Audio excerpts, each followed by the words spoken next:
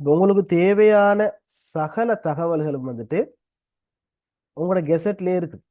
சரிதானே? நான் கெசட்ல சில முக்கியமான விடயங்களை மட்டும் வந்துட்டு நான் ஹைலைட் பண்ணிருக்கேன்னு பாருங்க. அதுல முதலாவது விஷயம் வந்துட்டு இது சேவையில உள்வாங்கப்பட போறது வந்துட்டு அதுல 3 ஒன்று ஆனா பகுதிக்கு. சரிதானே? இது சம்பந்தப்பட்ட விரிவான விளக்கத்தை வந்துட்டு நாம அந்த கல்விசார் பொது அறிவு என்ற பகுதியில பார்ப்போம். அதாவது ஆசிரியர் சேவையில பிரதானமான 3 தரங்கள் இருக்குது. 3, 2, 1. அந்த தரங்களுக்குள்ளேயும் உபதரங்கள் இருக்குது. 3 1 3 2 இருக்குது. 3 1 ஆனா ஆவண்ணா ஈனாண்டு இருக்குது. அதே மாதிரி 2ல 2 1 இருக்குது. 2 2 இருக்குது.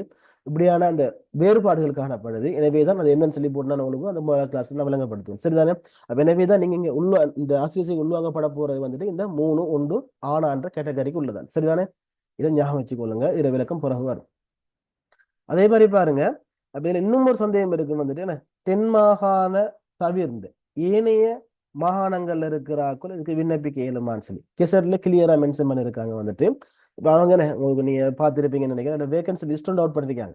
ஒவ்வொரு பாடத்துக்கும் என்ன அந்த ஒவ்வொரு பாடசாலைகளோட பேரை போட்டு எத்தனை கார்டார் இருக்குன்னு சொல்லி போட்டு கீழே டோட்டலா இருக்குது. எனவேதான் இந்த காடார அடிப்படையாக கொண்டு உதாரணமா வந்துட்டு தென் மாகாணத்துல காலி மாவட்டத்துல தமிழ் மீடியம் ஆரம்ப பிரிவுல வந்துட்டு 10 வேக்கண்ட் இருக்குது. ஆனா காலி மாவட்டத்துல இருக்கிற தமிழ் மீடிய ஆட்கொள்ற எண்ணிக்கை 5 தான் சொன்னா அவங்க என்ன செய்வாங்க, மிச்சம் 5 பேர் என்ன செய்வாங்கன்னு சொன்னா தென் மாகாணத்துக்கு வெளியிருந்து எடுப்பாங்க. எனவேதான் ஏனைய மாகாண ஆட்கள் வந்துட்டு அதுக்கு விண்ணப்பிக்கலாம். சரிதானே? அப்ப இந்த விடயத்தை வாங்க இங்க மென்ஷன் பண்ணிருக்காங்க. எதாவது சிந்திக்கணும், இந்த ஹைலைட் பண்ணி இங்க காட்டிருக்கு. அதே மாதிரி வந்துட்டு அடுத்த முக்கியமான விஷயம் தான் அது இந்த பாடம் என்னது, அதாவது இதுக்கு விண்ணப்பிக்கிற சீன் வந்துட்டு அந்த குறிப்பிட்ட திகதிகள் தான் 3ஆம் மாசம் 7ஆம் தேதி நினைக்கிறேன். சரிதானே? அப்ப அந்த திகதிக்கு முன்னர் என்ன செய்யணும் வந்துட்டு அப்ளை பண்ணணும். அதே டைம்ல ஒரு டிகிரி முடிச்சாலா இருக்கும். அதாவது பேசிக் குவாலிஃபிகேஷன் வந்துட்டு ஏதாவது ஒரு துறையில வந்துட்டு அவர் என்ன ஒரு பட்டதாரியாக, சரிதானே, ஒரு டிகிரி ஹோல்டராக அவர் இருக்கணும். அந்த பட்டம் எப்படி இருக்கணும்னு சொன்னா இந்த விண்ணப்பம் ஏற்றுக்கொள்ளப்பட்ட இறுதி 3ஆம் மாசம் 7ன்னு சொன்னா அவர அந்த டிகிரியோட எஃபெக்டிவ் டேட் குறைஞ்சது 3ஆம் மாசம் 6 அப்படி இருக்கணும். அதுக்கு முந்தினதாக இருக்கணும். அப்ப சம்டைம் வந்துட்டு உங்களை சிலாக்கள் இருப்பீங்க வந்துட்டு நீங்க லாஸ்ட் கிட்டத்தட்ட ரீசெண்டா வந்துட்டு ஒரு 1 மந்த் 2 மந்த்துக்குள்ள வந்துட்டு எக்ஸாம் ஃபைனல் எக்ஸாம் செஞ்சிருப்பீங்க. உங்களோட ரிசல்ட் சீட் இன்னும் வெளிவராம இருக்கு. அப்ப எனவே தான் உங்களோட ரிசல்ட்ஸ் வந்துச்சுன்னு சொன்னா உங்களோட எஃபெக்டிவ் டேட்டா வரப்போது வந்து நீங்க எக்ஸாம் எழுதி கடைசி டேட் தான் வரப்போகுது. எனவே தான் உங்களுக்கு பயப்படாம அப்ளை பண்ணலாம். சரிதானே? அப்ப அது ரெண்டாவது அடுத்த விடயத்துக்கான உங்களுக்கு தெளிவு வந்து கிடைக்குது.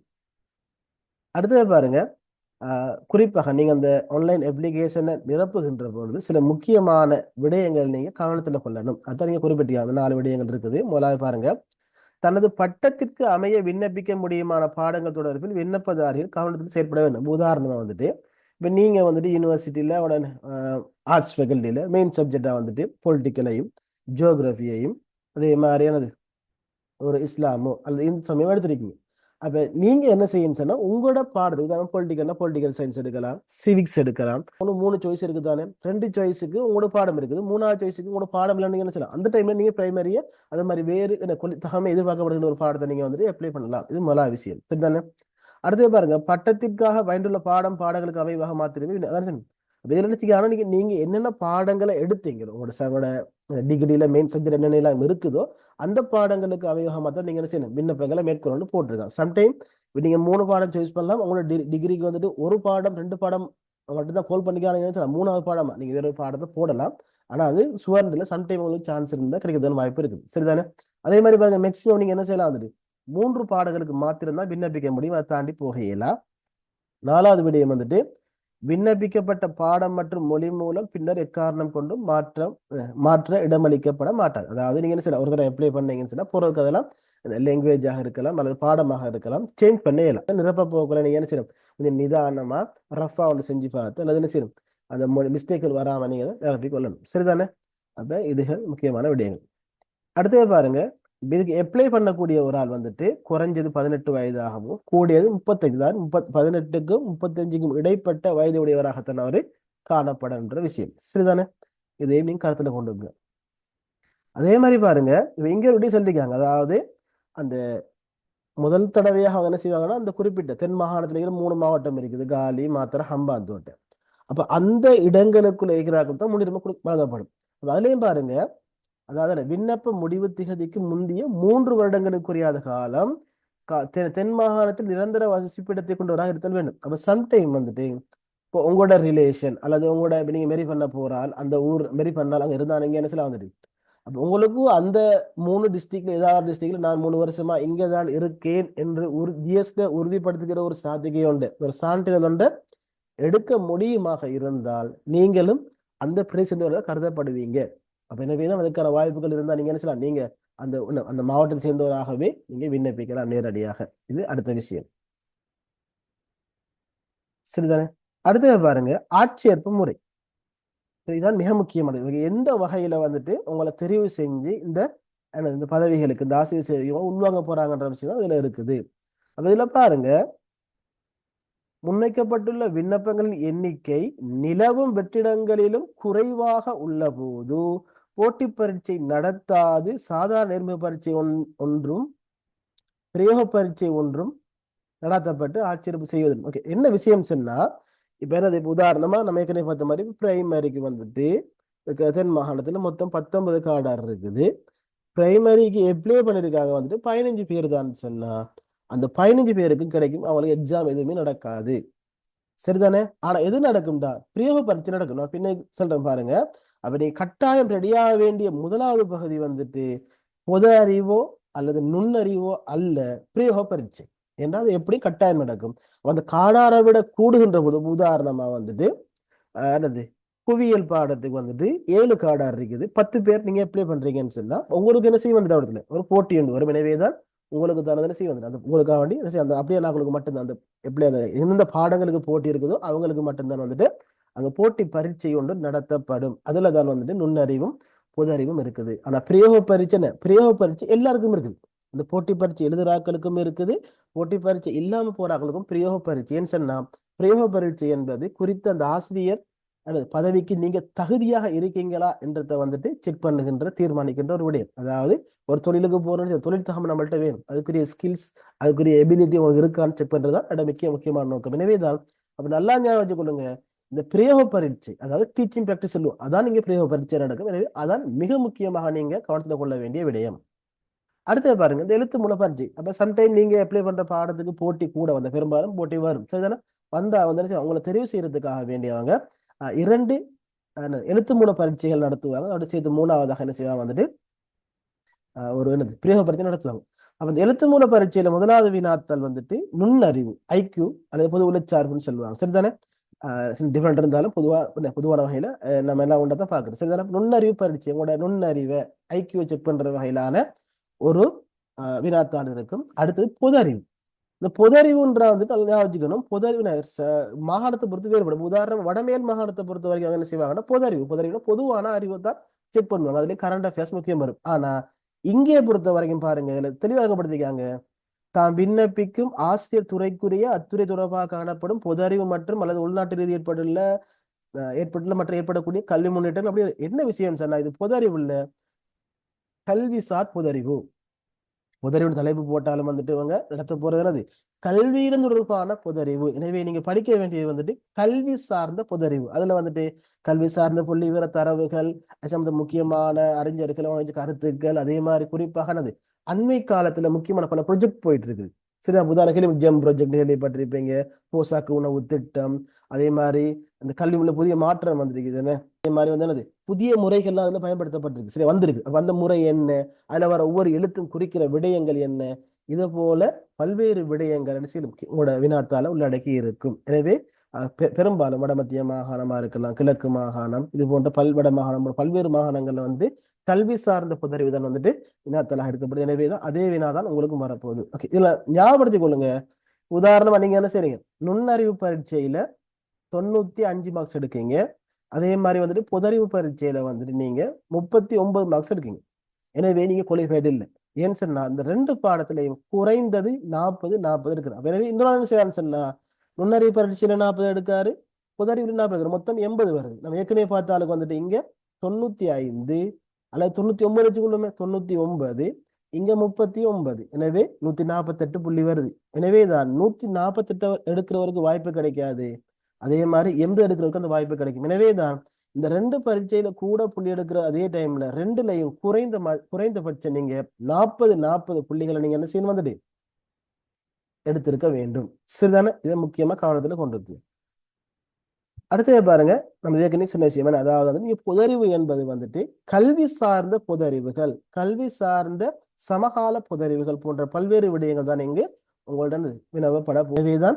இந்த கல்வி மற்றும் கல்வியோடு தொடர்பான இணைய விடயங்கள், சரிதான், கல்வியோடு சம்பந்தப்பட்ட கல்வியில தாக்கம் செலுத்துகின்ற விடயங்கள் வந்து என்ன செய்யலாம் உங்கள்ட்ட எதிர்பார்ப்பாங்க. எனவே நீங்க அதுக்கேற்ற மாதிரி நீங்க என்ன செய்யணும் வந்துட்டு ரெடியாகி கொள்ளணும்.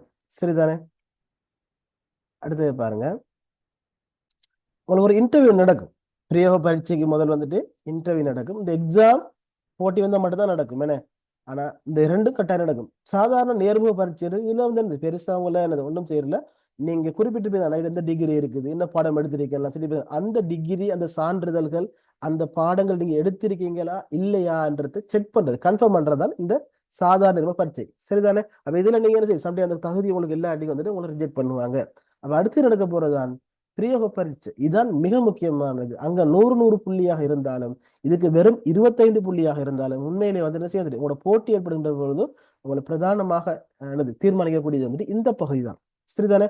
அப்ப எனவே தான் வந்துட்டு இது கட்டாயம் நீங்க ரெடி ஆகிக்கணும். அடுத்த விஷயம் என்னன்னு சொன்னா, நீங்க கல்விசார் புதறிவு என்ன செய்யலாம் வந்துட்டு நெட்ல சர்ச் பண்ணி பல்வேறு தகவல்கள் எடுத்து சில பாடம் வாங்கி எழுதலாம். அதே மாதிரி நுண்ணறிவுக்கு வந்துட்டு இன்னைக்கு யூடியூப்ல போனீங்கன்னா தமிழ்ல இன்னும் டைப் பண்ணாலே வந்துட்டு ஏகப்பட்ட சிறப்பான சில தளங்கள் இருக்குது, பகுதிகள் இருக்குது. அது என்ன வெப்சைட்லயுமே இருக்குது, யூடியூப் சைட்லயும் இருக்குது. அப்ப என்ன செய்யலாம், உங்களுக்கு யூடியூப்பை வச்சு படிச்சுக்கலாம் நிறைய விஷயங்கள்.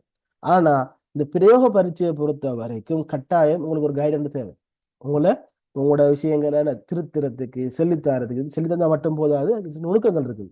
எனவேதான் எந்த விடயத்தை நீங்க கொஞ்சம் டீப்பான செய்யணும், படிக்கணும். இதுலயும் பாருங்க 25 புள்ளி, அதுல 5 நியதிகள் இருக்குது. ஒவ்வொரு நியதிக்கும் 5 புள்ளிகள். எனவே குறைஞ்ச நீங்க என்ன செய்யணும், ஒவ்வொன்றையும் வந்துட்டு 2 புள்ளிகள் ஆச்சும் நீங்க எடுக்கணும். அப்பதான் வந்து குவாலிஃபைட் ஆகணும். சரிதானே? இதுக்கு உங்களுக்கு தாரது வெறும் 5 நிமிடங்கள். பாருங்க, இந்த 5 நிமிடத்துக்குள்ள நீங்க நோக்கம் பிரவேசம் செய்யணும், ஆளுமையை உங்களோட ஆளுமை கொள்வலம் போன்றவற்றை வெளிக்காட்டணும், தொடர்பாடல தெளிவு இருக்கணும், டைம் மேனேஜ்மெண்ட் இருக்கணும், அதே மாதிரி முன் வைக்கிற திறமை, சமர்ப்பிப்பு திறமை வந்துட்டு உங்கள்கிட்ட இருக்கணும். சரிதானே? அப்ப இதெல்லாம் இருந்தா தான் அதுக்குரிய மேக்சிமம் புள்ளிகளை உங்களுக்கு பெற்றுக்கொள்ளலாம்.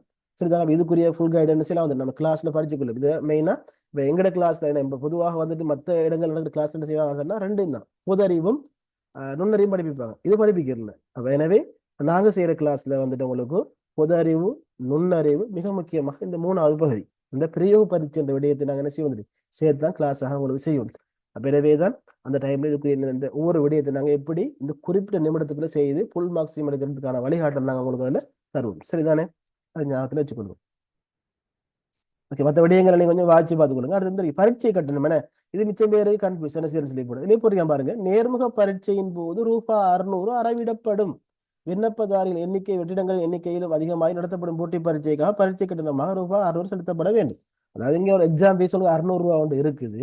அது எப்ப அறவிடுவாங்கன்னு சொன்னா, நேர்முக பரீட்சை பார்த்து சாதாரண பரீட்சை சொல்லி போட்டு இந்த டாக்குமெண்ட் செக் பண்ணுவாங்க தானே, அந்த டைம்ல தானே செய்வாங்க எடுப்பாங்க. எப்பன்னு சொன்னா, நீங்க அப்ளை பண்ண பாடத்துக்கு வந்துட்டு போட்டி வருகின்ற பொழுது, குறிப்பிட்ட காடாரை விட அதிகமானாக்கள் அப்ளை பண்ணுகின்ற பொழுது என்ன செய்வாங்கன்னா, அதுக்குரிய சல்லியை வந்து கொண்டு என்ன செய்வாங்க, அறவிட்டு கொள்ளுவாங்க. சரிதானே? அப்ப எனவேதான் நீங்க சல்லி இப்ப கட்ட வேண்டிய அவசியம் இல்லை, கட்டுறதுக்கான எந்த ஒரு முறையும் இங்க குறிப்பிடப்படவும் இல்லை. அப்ப நீங்க அதை நினைச்சு நீங்க என்ன செய்ய தேவையில்லை, குழம்பிக்க தேவையில்லை. சரியா? இது அடுத்த முக்கியமான விஷயம். ஓகே, இதுல பாருங்க, நீங்க விண்ணப்பிக்க பாடத்து ஒரு ஓர்டர் இருக்கு. என்ன உங்களோட விருப்ப தெரியும் என்னது, உதாரணம் விண்ணப்பிக்கும் பாடம் உங்களுக்கு தெரியும், 3 பாடம் விண்ணப்பிங்க. அதுல ஓர்டர் நீங்க ஃபர்ஸ்ட் சாய்ஸ் இந்த பாடம், செகண்ட் சாய்ஸ் இந்த பாடம், தேர்ட் சாய்ஸ் இந்த பாடம். நீங்க உங்களுக்கு விருப்பமானதுக்கு ஏற்ற நீங்க என்ன செய்யறது, அதுக்கு ஏற்ற மாதிரி மாத்திக்கணும். சம்டைம் வந்துட்டு நீங்க உங்களுக்கு விருப்பமான பாடத்தை 3வது போட்டிருப்பீங்க. உங்களுக்கு 1வது 2வது பாடத்தை விட அது விருப்பமா இருக்கு. சம்டைம் 1வது 2வது பாடம் கிடைச்சிடும். கிடைச்சது பிறகு அந்த பாடம் தான் கேட்கப்படும். அப்ப நீங்க உங்களுக்கு எது நல்ல விருப்பம் அதை ஃபர்ஸ்ட் போடுங்க, 2வது எது விருப்பம் அதை 2வது போடுங்க, 3வது எது விருப்பம் அப்படி ஓடுறதுக்கு போட்டுக்கொடுங்க. சரிதானே? கடைசி என்ன செய்வது, உங்களுக்கு ஒண்ணு கிடைக்காட்டி 3வது கிடைக்கிற மாதிரி இருக்கு. சரிதானே? அது ஒரு விஷயம். அடுத்தே பாருங்க, விண்ணப்பதாரின் ஒப்பத்தினை உறுதிப்படுத்து. இதையும் வாட்சி நீங்க என்ன செய்யணும், கடைசியா இந்த இதெல்லாம், அதாவது என்னது, இந்த தகவல் எல்லாம் நிரப்பி போட்டு கடைசியா அட்டஸ்டேஷன் ஃபார்ம் கொண்டு வரும். அதை நீங்க என்ன செய்யணும், கையால பேனையால நிரப்பி என்ன செய்யணும், இந்த இதுல இருக்கிற யாராவது அதிபர் நிறைய பேர் இருக்காங்க, இவங்களை யாராவது ஒரு ஆள்கிட்ட நீங்க என்ன செய்யணும், உங்களோட கையொப்பத்தை வந்துட்டு உறுதிப்படுத்தி தான் நீங்க அந்த ஃபார்மை வந்துட்டு சென்ட் பண்ணணும். அந்த அதிகாரியோட சம்பளம் எவ்வளவு 4,98,960 அல்லது அதுக்கு மேற்பட்ட வருடாந்த சம்பளம். இது 12 பிரிச்சு பார்த்தீங்கன்னா ஒரு மாச சம்பளம் வரும். சரிதானே? அப்ப எனவே தான் பொதுவாக என்ன செய்யும், இந்த அரசு எல்லா சம்பளம் இதுல கூட தான் இருக்கும். எனவே நீங்க பயன்படுத்த வர யார்ட்டையும் என்ன செய்யலாம், இதுல குறிப்பிட்ட யாருக்கிட்டையும் போய் நீங்க வாங்கிக்கலாம். உங்களுக்கு லேசா இருக்கும் வந்து சமாதானம் இது வந்தா சரிதானே? எனவே அதை கருத்துல கொள்ளுங்க. அதே மாதிரி பாருங்க, இங்க க்ளோசிங் டேட் வந்துட்டு 3ஆம் மாசம், இந்த மார்ச் மாசம் 7, இன்னும் 6 நாள் இருக்கு. அதுக்குள்ள நீங்க இதை என்ன செய்யணும், அப்ளை பண்ணணும். அது அடுத்தது பாருங்க, இப்போ வளமையா என்ன செய்வாங்க, நம்ம கூகுள் ஃபார்ம் மட்டும் போட்டா அதுக்குரிய சொப் காப்பி என்னங்கிற மெயிலுக்கு வரும். ஆனா இங்க பாருங்க, இங்க அப்படி ஒன்றும் வராது. இதுலயே போட்டுக்காங்க வந்துட்டு விண்ணப்பங்கள் கிடைக்கப்பட்டவை பற்றி அறிவிக்கப்படுவதில்லை. அதாவது அறிக்க மாட்டாங்க. எனவே சரி, நம்ம அதை பத்தி பெருசா அலட்டிக்க தேவையில்லை. நம்மட விடைகள் ஒழுங்கா செஞ்சு தகவலை கொடுத்து நாம சப்மிட் பண்ணா போதும். சரிதானே? இப்ப அதே மாதிரி நாங்க என்ன செய்யணும் வந்துட்டு, அதாவது உரிய கூகுள் ஃபார்ம் லிங்க் எடுத்துன்னு சரி, அந்த லிங்க்ல போய் தான் நாங்க வந்துட்டு அதை நிரப்பணும். அதே மாதிரி பாருங்க, இந்த நேர்முக பரீட்சை எப்ப நடக்கும் சம்பந்தப்பட்ட தகவல் என்ன செய்வாங்க வந்துட்டு அவங்களோட வெப்சைட்ல, தென்மாகாண கல்வி திணைக்களத்துல அவங்களோட வெப்சைட்ல வந்துட்டு போட்டிருப்பாங்க. இதான் அவங்களோட அட்ரஸ். இதுக்கு போனாலும் சரி, அதுக்கு தகவல் உங்களுக்கும் எடுத்துக்கொள்ள மாதிரி இருக்கும். ஏன்னா சம்டைம் என்ன பெரும்பாலும் நீங்க போய் ஒரே பார்க்க வேண்டிய அவசியம் இல்லை. தகவல் வந்தா உங்களுக்கு நியூஸ் எப்படி வாட்ஸ்அப் குரூப் எல்லாம் வரும். சரிதானே? ஓகே, அது ஒரு விட. அடுத்தது பாருங்க, இப்ப இந்த இது எல்லாம் இது வந்துட்டு இதுக்கு மட்டும் இல்லை, எல்லா விடயங்களுக்கும் பொருத்தும். அதாவது வந்துட்டு கெசட் வந்துட்டு தமிழ்லையும் வரும், சிங்களத்திலையும் வரும், இங்கிலீஷ்லயும் வரும். இல்லை சம்டைம் வந்துட்டு தமிழுக்கும் சிங்களத்துக்கும் சில முரண்பாடு இருக்கும், அல்லது தமிழுக்கும் ஆங்கிலத்துக்கும், அல்லது சிங்களத்துக்கும் ஆங்கிலத்துக்கும் சில விடயங்கள் வேற மாதிரி இருக்கும். அப்ப எங்கட மாதத்துக்கு பிரச்சனை வந்துச்சு எங்க டைம்ல. சரிதானே? அப்படி ஏதாவது முரண்பாடு இருக்குமாக இருந்தா சிங்களத்துல வந்த கெசட் தான் ஒரிஜினலாக எடுத்துக்கொள்ளப்படும். எனவே நாங்க என்ன செய்யணும், தமிழை விட்டு போட்டு சிங்கள மொழியிலான கெசட் நாங்க என்ன செய்யணும், பின்பற்ற வேண்டும். சரியா? இது அடுத்த முக்கியமான ஒரு விடயம். அடுத்தது இந்த உப்பாட்டவன், அதாவது என்னென்ன பாடம், அந்த ஒவ்வொரு பாடத்துக்கும் உங்களுக்கு என்ன தகுதி இருக்கணும். சரியா? அந்த விடயங்கள் நீங்க தெளிவா போடப்பட்டிருக்கு. இது கட்டாயம் நல்லா நினைச்சீங்க, நீங்க எப்ளை பண்றதுக்கு நல்லா வாசிங்க. பெரும்பாலும் நீங்க எப்ளை பண்ணிருப்பீங்க. எனவே பண்ணாதாக்களும் செய்யுங்க, நல்லா வாசிச்சு தகுதி இருந்தா உங்களுக்கு எதுக்கு தகுதி போட்டு இருக்குதோ அந்த பெஸ்ட்டுக்கு போட்டுன்னு செய்யுங்க. அதுக்கு பிறகு மற்ற விடயங்களை நீங்க வந்துட்டு போட்டு கொள்ளலாம். சரிதானே? ஓகே, இவ்வளவுதான் இருக்கிற முக்கியமான விடயங்கள். ஓகே, அடுத்து வந்துட்டு உங்களுக்கு நான் கேள்விக்கு டைம் தரேன். அந்த கேள்விக்கு போறதுக்கு முதல்ல உங்களுக்கு பொதுவான ஒரு கேள்வி ஒன்று இருக்கும். சரிதானே? எப்படி அப்ளை பண்றேன் சரிண்ணே? இப்போ இதுல பாருங்க, இப்போ இது ஒரு ஃபார்ம், இதுதான் கூகுள் ஃபார்ம்ல லிங்க் என்ன. இப்போ இந்த லிங்க்ல பாருங்க, இது நீங்க எப்படி உதாரணம் எந்த டிஸ்ட்ரிக்ட் போட போறீங்க, உங்களோட பேர், உங்களோட நேம், ஃபுல் நேம், இதுல இனிஷியலோட நேம், உங்களோட என்ஐசி நம்பர், உங்களோட அட்ரஸ், அதே மாதிரி வந்துட்டு என்னது உங்களோட உங்களோட பெர்மனன்ட் அட்ரஸ் எது, நீங்க இப்ப இருக்கிற அட்ரஸ் எது, அதை கொடுங்க. மேலா ஃபீமேலான்னு கொடுங்க. டேட் ஆஃப் பேர்த், அதாவது உங்களுக்கு ஏதாவது டிசேபிலிட்டி, அதாவது என்ன இயலாமைகள் அப்படி ஏதாவது இருக்கான்னு கேட்டிருக்காங்க. அதை நீங்க என்ன இருந்தா அவங்க கொடுங்க, பெரும்பாலும் இருக்காது, நோ கொடுங்க. அடுத்து உங்களோட மொபைல் நம்பர், உங்களோட இமெயில் அட்ரஸ், அதே மாதிரி உங்களோட வாட்ஸ்அப் நம்பர், உங்களோட டிகிரி ஒன்று இருந்தா பி என்று கொடுங்க. அல்லது என்ன செய்யலாம், உங்களுக்கு விரிவாக கொடுக்க இமெயில் பேச்சுலர் ஆஃப் ஆர்ட்ஸ் கொடுத்து பிரகட்ல ஹான்ஸ் அப்படி ஹான்ஸ் கொடுக்க இமெயிலும், அதில் 2-3 டிகிரி இருந்தால் நீங்க என்ன செய்யலாம், இப்படி கம்மா கூட கொடுக்க இமெயிலும். அதே மாதிரி பாருங்க, உங்களோட எஃபெக்டிவ் டேட் சரிதானே, உங்களோட டிகிரிலே இருக்கும், டிகிரி சர்டிஃபிகேட்ல எஃபெக்டிவ் டேட்னு சொல்லி போட்டு அந்த டேட்டை கொடுங்க. அதே மாதிரி வந்துட்டு சப்ஜெக்ட்ஸ் அண்ட் கிரேட்ஸ் இருக்குது. இதில் நீங்க என்ன செய்யணும், உங்களோட மெயின் சப்ஜெக்ட் மட்டும் தான் கொடுக்கணும் மெயின். சரிதானே? உங்களோட மெயின் சப்ஜெக்ட்ல மட்டும்தான் நீங்க மெயினாக கொடுக்கணும். எனவே ஏன்னா எல்லா சப்ஜெக்ட் கொடுக்க வேண்டிய அவசியம் இல்லை. சம்டைம் என்ன செய்யலாம், இப்போ சவுத் யூனிவர்சிட்டியில் எல்லாம் நினைக்கிறதுனா ஆக்சிலரி சப்ஜெக்டா, சரி கம்பல்சரி சப்ஜெக்ட் 6 செமஸ்டருக்கு வந்துட்டு இங்கிலீஷ் ஐடி இருக்குது. அப்போ உங்களுக்கு வந்துட்டு அதையும் மென்ஷன் பண்ண விரும்பினா நீங்க என்ன செய்யலாம், 4, 5 அதையும் போடுங்க, பிரச்சனை இல்லை. ஆனால் மெயின் சப்ஜெக்ட் கட்டாயம் போடணும். போட்டு நீங்க என்ன செய்யுங்க, அதையும் வந்துட்டு வேணும்டா மென்ஷன் பண்ணிக்கொள்ளலாம். அடுத்து வந்துட்டு உங்களுக்கு டிகிரியை வழங்கின அந்த நிறுவனம் அல்லது பல்கலைக்கழகம் எதுன்றது கொடுங்க. அதுக்கப்புறம் உங்களோட முதலாவது சாய்ஸ் பண்ற பாடம் எது, 2வது சாய்ஸ் பண்ற பாடம் எது, 3வது விருப்ப தெரிவிக்கிற பாடம் எது, நீங்க என்ன செய்யுங்க, 3 பாடத்தையும் நீங்க செலக்ட் பண்ணி செலக்ட் பண்ணுங்க. அது டிஸ்பிளே ஆகும். அதுக்கப்புறம் பாருங்க, நீங்க ஏதாவது வந்துட்டு குற்றச்செயல்கள்ல ஈடுபட்டுன்னு சட்டப்படி வந்துட்டு நீங்க தண்டிக்கப்பட்டிருக்கீங்களா, விக்டிமா இருக்கீங்களான்னு கேட்டுக்காங்க. எனவே நீங்க என்ன செய்யுங்க, வந்துட்டு குற்றவாளியாக இனம் கண்டுபிடிக்கணும் கேட்டீங்க. இல்லை பெரும்பாலும் இருக்காது. எனவே இல்லைன்னு கொடுங்க. கொடுத்து போட்டு இங்க ஒரு என்னது டிக்ளரேஷன் ஒன்று இருக்குது. இதெல்லாம் தகவல் உண்மை அப்படின்னு சொல்லி நாங்கள் சத்தியம் செய்யற மாதிரி தானது. எனவே நான் பிள்ளையான தகவல் எதுவும் வழங்கல. அப்படி வழங்கி இருந்தா நீங்க எடுக்கிற முடிவு கட்டுப்படுன்ற வகையில வந்துட்டு சில விஷயங்கள் இருக்குது. அதை நீங்க என்ன செய்யுங்க, அது எக்ரியை கொடுங்க. கொடுத்து போறவங்களுக்கு எக்ஸ்ட்ரா வந்துட்டு இப்படி ஒரு டிக்ளரேஷன் ஃபார்ம் ஒன்று வரும். இதை நீங்க என்ன செய்யணும்னா பிரிண்ட் எடுத்து போட்டு என்ன செய்யும், கடைசியா கையால் நிரப்பி தான் போஸ்ட் அனுப்பணும். இப்போ நீங்க என்ன செய்யுங்கன்னு சொன்னா, சப்மிட் கொடுத்தீங்கன்னா நடக்கும் வந்துட்டு அப்ளிகேஷன் சென்ட் ஆயிரும், உங்களுக்கு ஹார்ட் காப்பி கிடைக்காது. நீங்க கட்டாயம் நீங்க என்ன செய்யணும், வந்துட்டு அந்த ஹார்ட் காப்பியை எடுத்து இந்த என்ன கெசட்ல இருக்கிற அந்த அட்ரஸுக்கு நீங்க என்ன செய்யணும், போஸ்ட் பண்ணணும். இதை கையால் நிரப்பணும். சரிதானே? இதனால் என்ன ஒரு சர்டிஃபை பண்றாலும் உங்களோட உறுதிப்படுத்தினாலும் வந்துட்டு சைன் பண்ணுவார். அப்ப எனவே நீங்க என்ன செய்யுங்கன்னு சொன்னா, இப்படி எல்லாத்தையும் கொடுத்து போட்டு சப்மிட் பண்ணா கொடுக்காது. சப்மிட் கொடுக்காம ரைட் கிளிக் பண்ணுங்க. சரிதானே? ரைட் கிளிக் பண்ணி எடுத்து பாருங்க, பிரிண்ட் ஆப்ஷன் இருக்குதானே, இந்த பிரிண்ட்டை கொடுங்க. பிரிண்டை கொடுத்த உடனே பிரிண்ட் ப்ரீவியூ காட்டும். இப்படிதானே இதில் பாருங்க நிறைய பேஜ் இருக்கு மேனே. இதில் வந்துட்டு 5 6 7 6 7 வந்துட்டு நம்மளுக்கு தேவையில்லாத பேஜ் 6 மேல் நம்ம ஒன்றுக்கு 5 போதும். எனவே தான் பேஜஸுக்கு போங்க, கஸ்டம்ன்றதை கொடுங்க. கொடுத்து போட்டு நீங்கள் என்ன செய்யுங்க 1 to 5 நம்மளுக்கு போகும் தானே. 1 to 5 கொடுங்க. 1 to 5 வர காட்டும் என்ன லே அவுட் லேண்ட்ஸ்கேப் போட்டு போட்டோ இருக்குது. போட்டுட்டே கொடுப்போம். கொடுத்து போட்டு பாருங்க. திருப்பி மோ செட்டிங்கு போவாங்க. போய் என்ன செய்யுங்க வந்துட்டு சீட் பேஜ் ஒன்று ஓகே ஏ4 செலக்ட் பண்ணுங்க. சம்டைம் லெட்டர்ல இருக்கும் பெரும்பாலும். சரி லெட்டர்ல தான் நீங்க ஏ4 செலக்ட் பண்ணுங்க. மார்ஜின் சொல்லி சம்டைம் இருக்கும், டிஃபால்ட்டா இருக்கும். நீங்க என்ன செய்ய நொன்ன கொடுங்க. நொன்ன கொடுத்தா தான் என்ன செய்ய வந்துட்டு டிஃபால்ட்டா கொடுத்தா பாருங்க இந்த இதுல அந்த கீழே இருக்கிறது அவங்களோட பேர் இதெல்லாம் லிங்க் எல்லாம் காட்டும் தான்.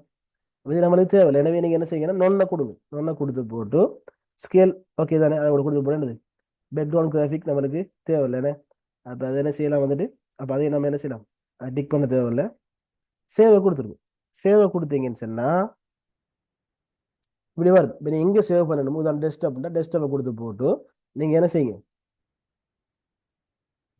பிடிஎஃப் ஓகே இப்போ சேவ் கொடுத்தீங்கன்னு சொன்னால் இப்போ என்ன செய்ய வந்துட்டு டெஸ்க்டாப்பில் வந்துட்டு அது பிடிஎஃபாக சேவ் ஆகி இருக்கும். சரியா உதாரணம் பாருங்க, நான் ஸ்க்ரீனில் கேன்சல் பண்ணி போட்டு போகிறேன்.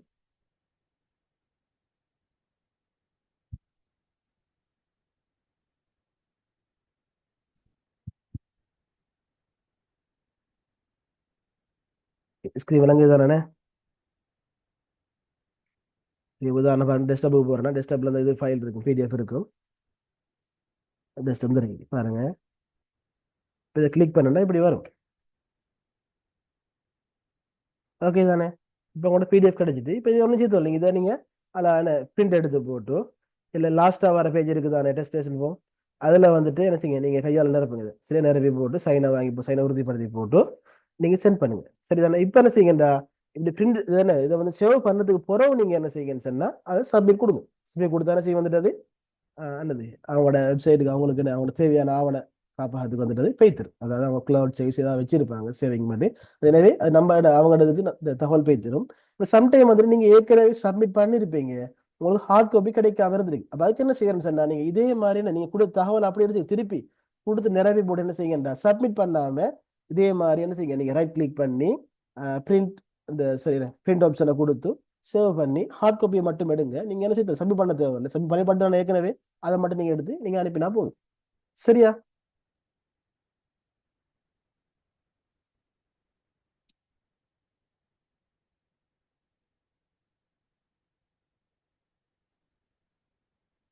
ஏதாவது சந்தேகங்கள் இருக்குதா?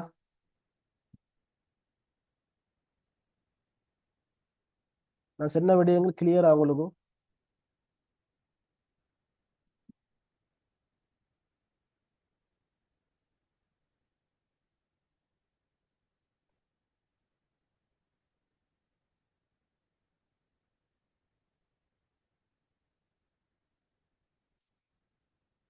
உங்களுக்கு ஏதாவது சந்தேகங்கள் இருந்தால் கேட்டுக்கொள்ளலாம்.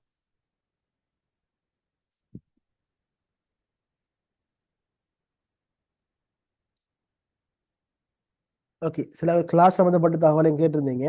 ஓகே கிளாஸ் எப்படி தானே நான் ஏற்கனவே சொன்ன மாதிரி தான் வந்துட்டு கிளாஸ் வந்துட்டு மொத்தம் 10 கிளாஸ் நடக்கும்.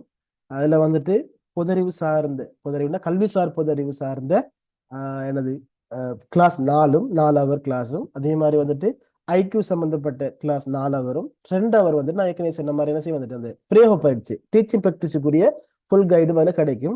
அது இல்லாமல் உங்களுக்கு மேலதிகமாக வந்துட்டு உங்களுக்கு இன்னும் 1-2 கிளாஸில் உங்களோட சந்தேகங்களை தீர்க்கிறதுக்காக வேண்டி ஏற்பாடு செய்து கொள்ளப்படும். எனவே தானே சரி உங்களுக்கு இந்த உரிய டைமுக்கு இப்போ டைம் வந்துட்டு நோன்பு காலகட்டத்தால் பெரும்பாலும் மார்னிங் டைம்ல தான் வரும்.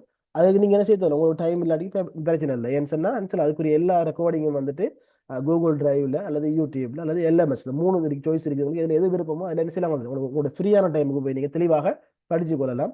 அதில் உங்களுக்கு நான் கூகுள் கோய்ஸ் கொஞ்சம் தாரன் சரிதானே அதை அடிச்சிடலாம். உங்களோட ஃப்ரீ டைமுக்கு நீங்க என்ன செய்யலாம் ஒரு ப்ராக்டிஸுக்காக வேண்டி அந்த பயிற்சிகளையும் செய்து பார்க்கலாம். அடுத்து வந்து நுண்ணறிவை பொறுத்த வரைக்கும் உங்களோட பேசிக் உண்மையில எல்லாம் ஞாபகம் கொள்ளுங்க. நுண்ணறிவுன்றது வந்துட்டு ஸ்காலர்ஷிப் தான் பேசிக். அடுத்தது வந்து ஏலோவல் எனது காமன் ஜெனரல் டெஸ்ட் அதுக்கு பொறுவானது இந்த போட்டி பயிற்சி அதுக்கு அடுத்தது அப்படி லோ காலேஜ் கடைசியாக வரும் வந்துட்டு எஸ்எல்ஏஸ் எஸ்எல்ஏஸ்ல அந்த லெவலுக்கு வரும். எனவே தான் அதில் ஒரு படித்தரம் இருக்கு. நாங்கள் பேசிக்ல இருந்து என்ன உங்களுக்கு கைட் பண்ணி விடுவோம். அப்போ எனவே பொது நாயக்கரே சொன்ன மாதிரி பொது அறிவுக்கு நிறைய கைடு இருக்குது வந்துட்டு நெட்ல. அது உங்களுக்கு படிச்சு கொள்ளையிலுமாக இருக்கும். எனவே தான் உங்களோட பேசிக்ல இருந்து அதுக்கான மெத்தட் அதுக்கான சோர்ஸ் எங்கிட்டு நான் சொல்லி தருவேன். அதே மாதிரி தான் இந்த கல்விசார் பொது அறிவை பொறுத்த வரைக்கும் வந்துட்டு அதுக்குரிய சோர்சஸ் அதுக்குரிய தகவல் வந்து நாங்கள் பல்வேறு இடங்கள்ல இருந்து நாங்கள் எடுத்துக்கொள்ளலாம். அது எங்கிருந்து நான் எடுக்கிற அதுக்கான பிடிஎஃப் ஆவணங்களை வேணும் ஒரு தருவோம் லிங்க் எல்லாம் வேணும் நான் தரேன். உதாரணமா அதே மாதிரி என் புக் ஒன்று இருக்குது. நீங்க இந்த புக் கையிருப்பில் எல்லாம் முடிஞ்சு லாஸ்ட் இயர் நடந்த எக்ஸாமால டீச்சிங் சார் நடந்து தானே. எனவே 2023 வெளியிட்ட புக் தான் இது. கல்வி சார்ந்த தகவல் தான் இந்த கல்வி சார்ந்த புதறிவுகள் தான் இருக்குது. முக்கியமான விடயங்கள் சகல தகவலும் இருக்குது. புள்ளி விவர தரவுகள்ல இருந்து சமகால போக்குகள் இருந்து ஏன்னா எதிர்காலத்தில் கல்வி திட்டம் சம்பந்தப்பட்ட சகல விடயங்கள் உள்ளடக்கிதான் இந்த புத்தகம் இருக்குது. இந்த புத்தகம் கையிருப்பில் இல்லை, டேமேஜான புத்தகம் ஒன்று தான் கையில இருக்குது. மற்ற எல்லாமே கூடப்பட்டு முடிஞ்சு இதெல்லாம் திருப்பி என்ன செய்யணும் இன்னும் மேலும் நிறைய தகவலை போட்டு இதனால் திருப்பி எழுதிட்டீங்க. பெரும்பாலும் இந்த நோன்புக்குள்ள முடிக்கிற ஐடியா இருக்குது. முடிச்சா உங்களுக்கு முதல் பெற்றுக்கொள்ளலாம். பெரிய விலை இல்லை, ஒரு 500 600 ரூபாய்க்குள்ள தான் ப்ரைஸ் வரும். சரிதானே? ஓகே, உங்களுக்கு ஏதாவது சந்தேகம் இருந்தால் கேட்டுக்கொள்ளுங்க வேற ஏதாவது.